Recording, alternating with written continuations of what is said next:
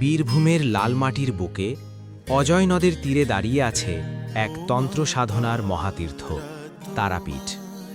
এখানে দেবী তারা শুধু পূজিতা নন, তিনি জীবন্ত ভক্তদের মা। পুরাণ মতে সতীদেহের যে ৫১টি অংশ পৃথিবীতে পতিত হয়েছিল, তারাপীঠে পড়েছিল দেবীর চোখের মণি। সেই থেকেই এই স্থান শক্তিপীঠ হিসাবে চিহ্নিত। দেবী তারা এখানে করুণাময়ী রূপে বিরাজমান, যিনি অন্ধকারে পথ দেখান। তারাপীঠ শুধু মন্দির নয়, এটি এক সাধনার ক্ষেত্র। দিনের আলোয় যেমন এখানে ভক্তের ভিড়, তেমনি গভীর রাতে শ্মশানের আগুনের পাশে বসে সাধকেরা করেছেন তন্ত্র সাধনা। মৃত্যু আর মোক্ষ দুটোই এখানে মুখোমুখি দাঁড়ায়।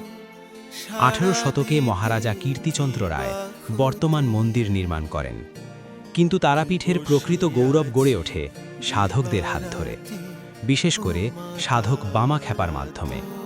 তার উন্মাদ ভক্তি আর মাতৃ সাধনা তারাপীঠকে এনে দেয় অলৌকিক মহিমা।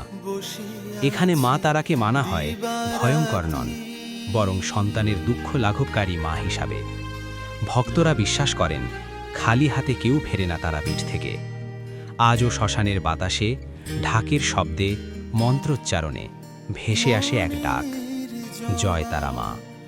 তারাপীঠ তাই শুধু ইতিহাস নয়, এটি বিশ্বাস, ভক্তি আর চিরন্তন মায়ের আশ্রয়।